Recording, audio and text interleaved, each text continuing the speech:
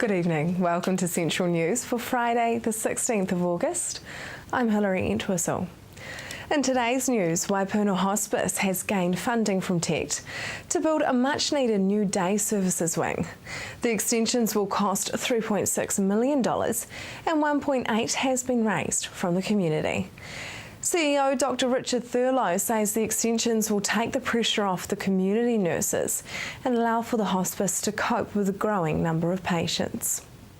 Well, we're really busy at the moment. We've got a lot of patients on our books and we've seen this grow rapidly over the last 12 to 18 months. And in the process of this growth, we've realised that we need to be able to manage the patients in a more flexible and a more patient-centric manner. And by having a facility where we can provide just day services allows us to do that, and that's why we're building this new wing. New Zealand Customs has stopped $1 billion in methamphetamine and a precursor drug used to manufacture pea at the border since 2009.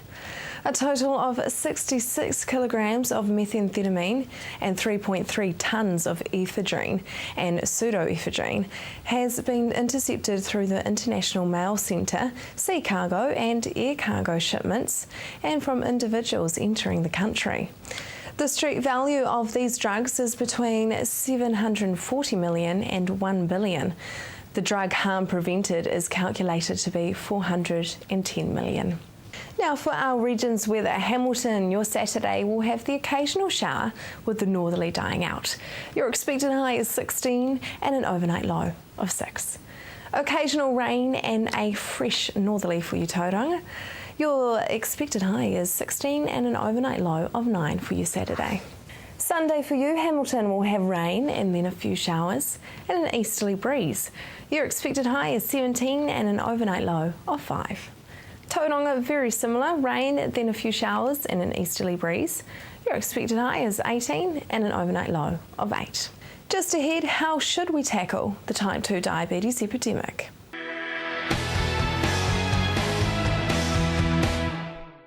Welcome to Central News on TV Central. Ministry of Health figures show that the Bay of Plenty has had an average increase of 8% in the last couple of years of those diagnosed with type 2 diabetes. Some are saying that the way to deal with this is a healthy lifestyle. So, is there anything that we can do to protect ourselves from type 2 diabetes and obesity? Well, Hilary, there's one crucial thing that people can do. There's one defining problem with that people face, and it's a lack of blood sugar control. So, Eat for Keeps, the last 10 years, we've helped thousands of people lose weight permanently, come back, improve diabetic conditions by improving their blood sugar control, and it seems to work really well. Basically, what is happening in our bodies when we have type 2 diabetes? Well, it's quite simple, really. We've got too much glucose in our blood. So what actually happens over a number of years is the mechanism for moving the glucose out of the blood actually gets damaged. So that what normally would happen would be we'd take on glucose for energy into the bloodstream, and insulin would move the glucose where it's needed in the body for energy. But over the years this gets damaged and this doesn't happen, so you can't get rid of the glucose out of the bloodstream. What are the health risks that come from that? What people don't realise is that excess glucose in the bloodstream, it actually damages the arteries and veins. So you get damaged circulation, you obviously that can turn to heart disease, and you hear of diabetics losing their eyesight, amputations, organ failure, and well, the list goes on really. One of the real problems with this is that it's a silent disease. So people can be stacking up the miles on this thing and their metabolism is moving in this direction. But you know, they don't really know this is happening, and quite often it's quite late in the piece before the GP says to them sitting down there one day, well look, your blood sugar levels are 23 and you've got this, this and this, and sometimes it's a long way back. Once you are diagnosed with type 2 diabetes, is there any reversing of the condition or that damage? Well, the answer is definitely yes. So we've turned our attention to diabetes quite a lot lately. Over the years, we've brought people back from the cusp of diabetes. Now we're actually working with actual diabetics, working through their glucose load, some food and lifestyle changes, and so we get a benchmark, see where they're up to, and we're getting them to reduce their medication, the insulin, sometimes come off it, sometimes the condition disappears completely. So, look, there's a lot we can do. So, Eat for Keeps gets the basics done, gets their glucose load right, gets them, that under control, and then if we have people that have metabolic problems, so they're insulin resistant, sometimes their eyesight's starting to fail because of the problems, then we have to do a wide-ranging blood test, find out what the issues are, so it takes away the guesswork. So yeah, it's quite a process, but some people are really lucky. They just do the Eat for Keeps basics and that's good enough. Can you give us an example of what somebody would be expecting if they were on an Eat for Keeps program? Basically, the equation's really simple. So if we need a certain amount of glucose for energy each day, if we exceed the amount we need, then the excess is stored as fat. Now that's pretty simple. So we find when people understand that, it gives them a focus. So they need to know what they need to do to fix that. So we identify the fast digesting, high carbohydrate type foods, and then we get them to understand that when they're eating any meal, snack, having a drink, then we want them to have a sustaining mix of protein, fat and carbohydrate. Because a lot of the time people will eat a simple carbohydrate on its own. We've got a reluctance to eat fat. If people are reluctant to eat fat, they get up in the morning and have their 97% free yogurt, they have their 1% fat milk. Cereals had all the fat factored out of it mostly. Fruit and vegetables haven't got any fat. People won't eat gravy because it's got fat in it. And cheese, no, or nuts and seeds. So in essence, a lot of people, instead of eating 30% fat, for getting that for energy, they're eating 10. So by default, they're overeating carbohydrate, makes the glucose, the excess glucose is stored as fat. So people are really confident when it keeps coming back to the same equation. Do we have to be sweating to benefit from exercise?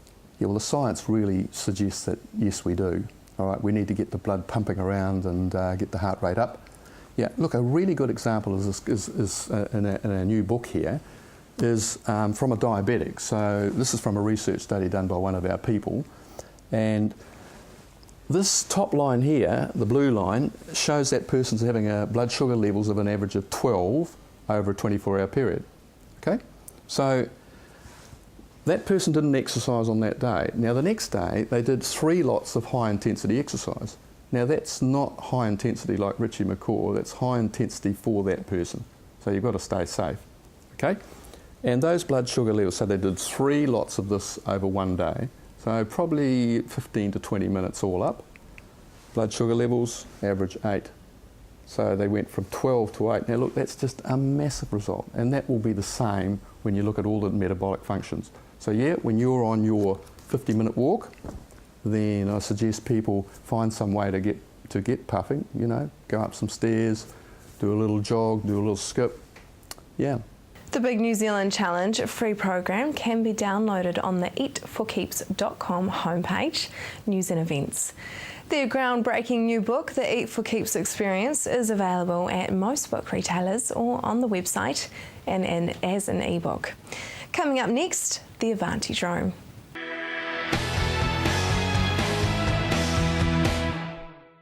Welcome back. The construction of the Avanti drone in Cambridge is progressing quickly, but you can back the track. I spoke with Jeff Baum to find out how. You can go to our website, homeofcycling.org.nz, and use your credit card or send us a cheque and fill out the details, $250, and you can own a metre of track. For those who don't know, what is the Avanti drone for?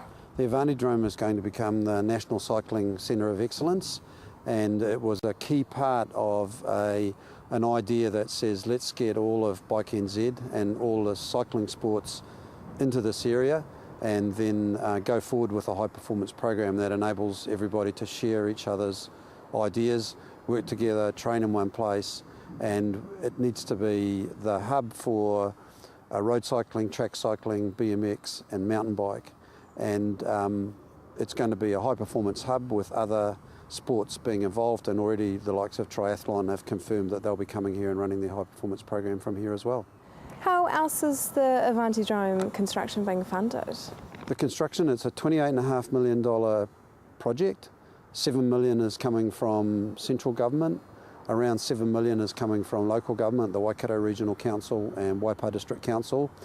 A significant amount of money, again another sort of $5 million or so, is coming from some of the major gaming trusts, such as Lion Foundation, New Zealand Community Trust, Grassroots Trust, First Sovereign Trust, and then the balance is coming from corporate and individual funding through sponsorship, Back to Track, and some other initiatives that we've got underway. How long until she opens her doors? We quietly think that by Christmas we'll sneak a few bikes on the track, and that the German track builder, he will be here from Labour Weekend, and his plan is to be done by the 15th of December, and he tells us that once he's gone you can ride it. So we're hoping that we'll have some people riding by then, but for the community, for the wider public, it'll be probably late February, early March, and then we're going to have our official opening at the end of March in conjunction with 2014 Track Cycling Nationals.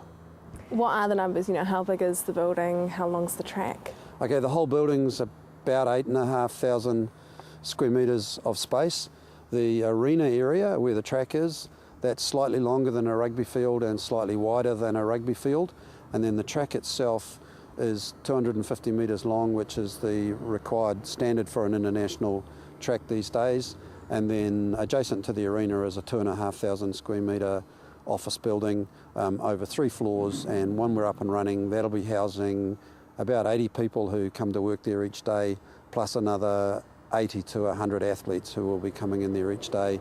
And then we'll expect over the course of the day that an average day, maybe another 250 people will come through the building to enjoy the cafe, go and ride on the track, use the gym and so forth.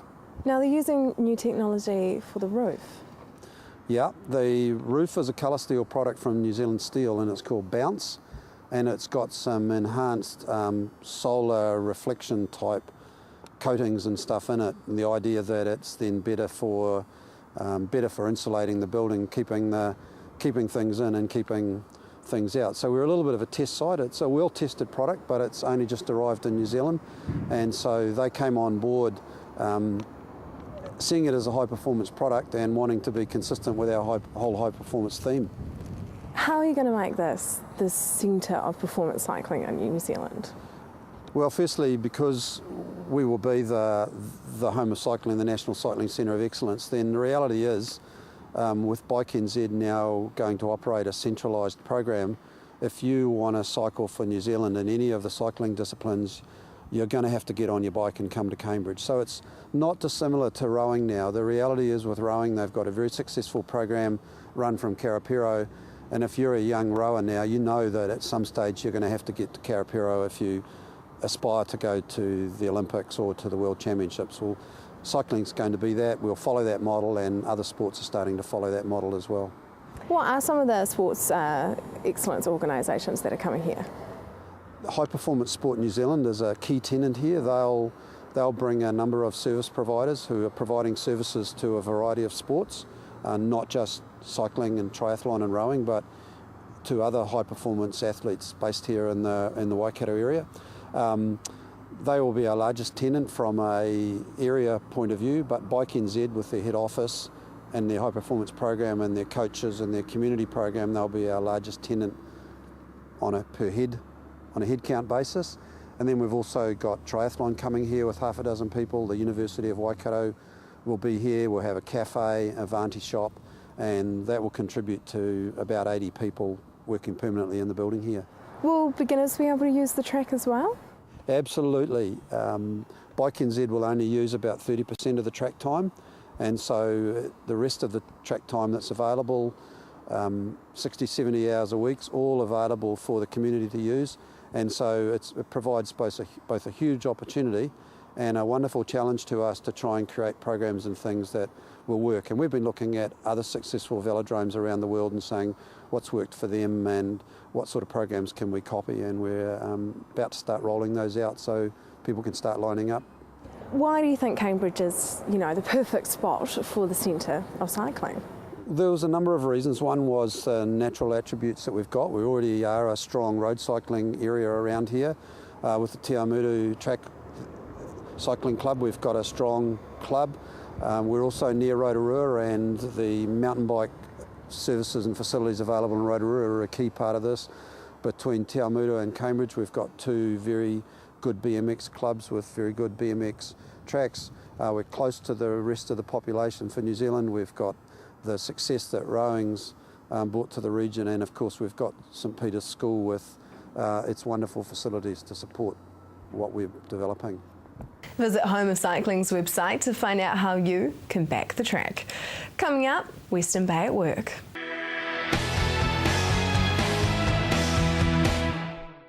If you have just joined us, welcome to Central News. Western Bay at Work aims to showcase the unique opportunities the Bay has to offer for all stages of working life. Priority One supports this event, so I discussed with them what are some of the events available. Western Bay at Work is a community event that's all about showcasing career opportunities and training pathways in the Western Bay of Plenty. And it's targeted not only at students but also at working people at all stages of their careers. They might be interested in retraining or coming back into the workforce, so it's really a celebration of community, of business and training within the region. How does this initiative make the Bay of Plenty, a place where talent wants to live? Well, I think it makes people want to find out about what the businesses, the skills, the industries that are here in the Bay actually are, and it gives people a bit of an insight in terms of what's actually happening, not only now but in the future. So we have a real focus on showcasing our key industry sectors and where they're heading over time, so that people coming along to Western Bay at Work events can actually understand kind of the skill needs for the future, not just now. What are those key areas? Key sectors are things like freight and logistics. So a big freight and logistics sector here, and we've done a lot of work with the freight and logistics sector in terms of profiling the variety of career opportunities that are out there in that sector. People think that it's strictly limited to truck driving essentially, but there's a huge range of careers within the industry, from port-related activities to commanding ships and the IT sector. So there's a big variety of things in that sector. Obviously, horticulture is a big one, kiwi fruit industry. We've got a growing, specialised manufacturing sector here, particularly around titanium and powder metallurgies, but also specialist equipment and that sort of thing. And the health sector, of course, is very big here. So, a wide range of industry sectors that are needing skilled people. So, tell us about the theme for this year and what it equals. The theme this year was Educate, Innovate, Grow, and really the thinking behind that was that it's important to get an education. Skills are the global currency of the 21st century, so your education is fundamental. And education can be everything from a formal academic education to to trades training or whatever is right for you. And innovation is also one of those skills which is so critical these days. Being able to think critically, ask questions, so the ability to combine education with innovation really then leads to growth, economic growth, personal growth, community growth. Why does Priority One support the event? We're a big supporter of Western Bay at Work, along with a number of community organisations, and the reason we're behind it is because it's so fundamental to sustainable economic growth in the region. We want to build jobs here, we want skilled people to come here and help us build the Western Bay of Plenty community. Can you tell us about some of those exciting events that you've got coming up? Yeah, so there's a whole range of events. There's specific events such as next Monday there's a careers breakfast with Higgins Contractors that's specifically for schools careers teachers, and that gives them an insight into the types of careers that are open to students in the roading and construction sector. Or there are events for the general public such as next Wednesday's Waikato University event, which is looking at the careers in science or science education or science-based careers, and that's for students and their parents, and it'll also give them an insight into tertiary study and what it's like to kind of go into tertiary study. And another event that's coming up, I think next Thursday, is an event with young professionals in the region and students in their last year of secondary school, and so we're doing a bit of a speed networking sort of event so that the secondary school students get to interact with the young professional people and ask them questions about their careers and that sort of thing. What are some good career tips? Well, look, there are heaps of good career tips on the Western Bay at Work website, which is westernbayatwork.org.nz, so check that out. But one of the best pieces of advice I think that I was given was that attitude is everything, and certainly we get that all the time from employers. Probably the single biggest thing they look for is a positive attitude in people and a can-do attitude. Is the Bay of Plenty a good place to study? It's a great place to study. We have a really good range of high quality tertiary providers, none the least the Bay of Plenty Tertiary Partnership, which is a collaboration between the Bay of Plenty Polytechnic, the University of Waikato and Te Whare Wānanga Awanuiarangi, and those three institutions work really hard in the region for students to allow them to step in and step out of tertiary education throughout their careers. So yes, very good place to come and study. How did the Careers Expo go? It was the biggest and best yet. Rotary of Tauranga organise an annual Careers Expo, which is a key part of Western Bay at Work, and alongside the Rotary Careers Expo, Priority One have a industry showcase called Future Focus. We had over 2,500 students through on Friday from secondary schools all around the Western Bay and further afield, and then we had a similar number of the general public through on Saturday, so it was absolutely fantastic, and certainly the feedback we've had has been brilliant. That is the news for today and this week. We really want you to be involved, so like us on Facebook, let us know your views. If you have news including your own video and photos, go to our website and hit upload. Thanks for joining us. I will be back next week with more guests from in and around our regions. I'm Hilary Entwistle. Have a lovely evening and a fantastic weekend.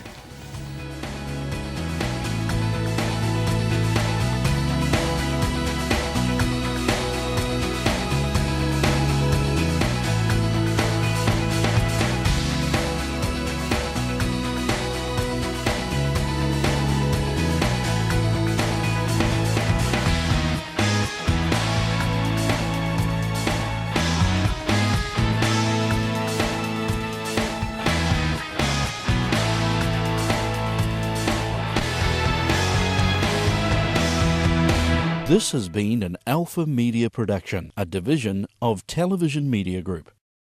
Supporting local content so you can see more of New Zealand on air.